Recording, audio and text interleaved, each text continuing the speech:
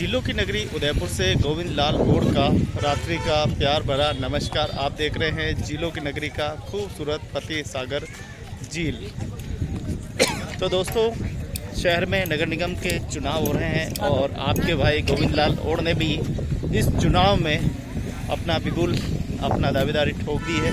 और मेरा वार्ड है वो सामने लाइट दिखाई दे रही, छोटी छोटी सज्जनगढ़ का जो एरिया है, वहाँ से मैंने अपने दावेदारी ओबीसी सीट पे अपनी दावेदारी ठोकी है। तो मैं चाहता हूँ कि उदयपुर के लिए कुछ करें, क्योंकि समस्याएं बहुत हैं, जगह जगह समस्या है। समस्या का समाधान कैसे होगा, उसके लिए एक छोटी सी पहल जो है वो की है। और इस पहल को तब तक करते रहेंगे जब तक कि उदयपुर का सर्वांगीण और उदयपुर स्वच्छ और सुंदर नहीं हो जाता। वैसे तो हमारा खूबसूरत शहर है, लेकिन छोटी बड़ी समस्या है, उन्हीं को ठीक करनी है। मैं अपने क्षेत्र रामपुरा की बात करूँ तो वो पूरा सेंचुरी पूरा एरिया है और वहाँ इको सेंसिटिव जोन भी वहाँ पर लगा हुआ है, जिससे कि क्षेत्र का विकास रुका हुआ है। लोग वहाँ मकान बना तो रहे, लेकिन वहाँ पर लोगों को पट्टे नहीं मिल रहे हैं। आवास का जो भूमि का जो अधिकार है वो नहीं मिल रहा है। ज़मीन खाते में नाम पे होते हुए भी वहाँ लोगों को परेशानियों का सामना करना पड़ रहा है। तो कई सारे ऐसे मुद्दे हैं। पानी नहीं है कई सालों से, लगभग मुझे भी 13 साल हो गए वहाँ रहते, लेकिन वहाँ पानी की एक बूंद अभी तक नहीं मिली है। टंकी बन रही, टंकी तो बन गई है, लेकिन टंकी के लिए भी कई सारे संघर्ष करने पड़े। टंकी आखिर बन गई है, अब उसका उद्घाटन जो है वो बाकी है। अभी पानी से पाइपलाइन तक पानी पहुँचा नहीं है।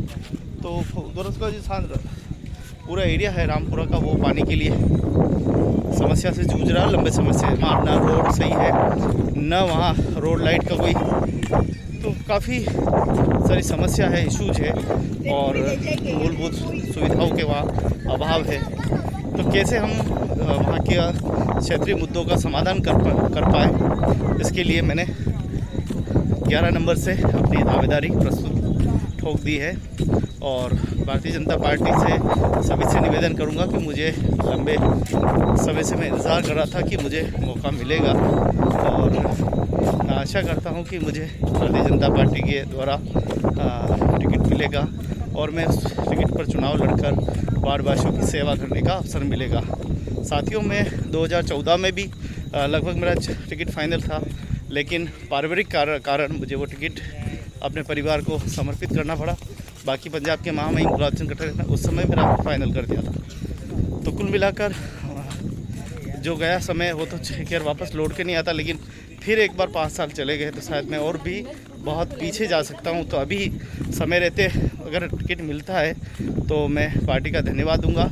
और मैं देख रहा हूँ कि लंबे समय से कि लोग पार्टी की दावेदारी के लिए अप्रोच लगा रहे हैं, अपना जेक जरिया लगा रहे हैं, समाज संगठन के लेटर हेड लेके जा रहे हैं, बहुत सारी और कानाफूसी और अपनी दावेदारी प्रस्तुत कर रहे हैं। तो इतनी मेहनत अगर वास्तव में विकास कार्यों में लगाई होती, आज झुंड के झुंड जा रहे हैं, तो थोड़ा सा मुझे लगता है कि पहले के लोग भी मांग रहे हैं और अभी नए लोग भी मांग रहे हैं, जो लोग कोई 2 शब्दों का भी अनुभव नहीं है, और वो लोग भी इस मैदान में कूद पड़े हैं जिन्हें कोई पता ही नहीं समाज सेवा क्या है, बस उन्हें पार्षद बनना है। तो पार्षद बनने की ये होड़ जो लगी हुई है, इसमें बस अपनी उल्लू साध रहे हैं, समाज के बड़े लोगों को, प्रतिष्ठान लोगों को साथ में लेकर, और आगे आगे राजा चल रहे हैं, पीछे पीछे फौज चल रही है। इस तरह के कई सारे उदाहरण भी देखने को मिल रहे हैं। कुल मिलाकर जो व्यक्ति काम कर रहा है और क्षेत्र को अच्छी तरह से पहचानता है, मुद्दों को पहचानता है, ऐसे व्यक्ति को मौका मिलना चाहिए, जिससे कि उदयपुर के हमारा खूबसूरत उदयपुर है, इसको और खूबसूरत कैसे बना सके, क्षेत्र के मुद्दों का विकास हो, सभी का साथ, सभी का विश्वास हो। हमारे देश के प्रधानमंत्री भी चाहते हैं कि अच्छे लोगों का प्रतिनिधित्व हो। तो हम सभी मिलकर हमारे खूबसूरत उदयपुर झीलों की नगरी को और बढ़िया, अच्छा, खूबसूरत बनाएं। इसीलिए वार्ड नंबर 11 से अपनी दावेदारी प्रस्तुत करने जा रहा हूँ। मौका मिला और पार्टी ने मुझे टिकट दिया तो उनका धन्यवाद। और अगर नहीं होता है तो फिर मुझे मजबूरन निर्दलीय चुनाव लड़ना पड़ेगा और मैदान में कूदना पड़ेगा। नहीं तो फिर एक बार 2014 से लगाकर 2026 तक मैं पिछड़ गया, और ऐसा नहीं हो कि फिर 2026 से फिर मेरे को लंबा समय तक पूरे पिछड़ता रह जाऊँ। इसलिए मैंने सोचा है इस बार दावेदारी जमकर ठोकनी है और पीछे बिल्कुल नहीं हटना है और इन व्यवस्थाओं को भी थोड़ा बदलना है। चुनाव प्रत्याशी जो भी है अपने विकास के मुद्दों को लेकर लड़े, जनता के लिए वो क्या करने वाले हैं और उसमें स्वयं के काबिलियत कितनी है, तो ये थोड़ा सा ज़रूर होना चाहिए, जिससे कि जो जनता वोट कर रही है, जो जनता अब जीतेगा तो एक ही है, चाहे कांग्रेस हो, चाहे बीजेपी हो, चाहे निर्दलीय हो, लेकिन वो क्षेत्र के मुद्दों पर कितना काम करेगा, क्या कुछ उसका एजेंडा रहेगा, उसका घोषणा पत्र क्या रहेगा। तो जैसे ही टिकट फाइनल होता है तो हम भी अपना घोषणा पत्र तैयार करेंगे और जनता को, जन जन को समर्पित करेंगे और जैसा भी पार्टी का आदेश होगा उस तरह से काम करेंगे। बहुत लंबे समय से इंतज़ार था कि शायद आज नहीं तो कल टिकट मिलेगा और हम लड़ेंगे। और पार्टी का भी ये कहना था कि भारतीय जनता पार्टी के कि आप एक बार आवेदन कीजिए और टिकट देना न देना वो हमारा काम है, और उसी भरोसे के नाते एक बार मैंने अपना आवेदन जमा किया है। मेरा आवेदन गायब भी हो गया, फिर भी मैंने वापस जाके अपना आवेदन भर दिया है। आशा करता हूँ कि इस प्रकार की हमें और ऐसा सामना न करना पड़े, तो इस तरीके की समस्या का हमें और सामना न करना पड़े। कृपया करके हमारे बड़े नेता इस पर ध्यान दें और अच्छे उम्मीदवार को मौका दें,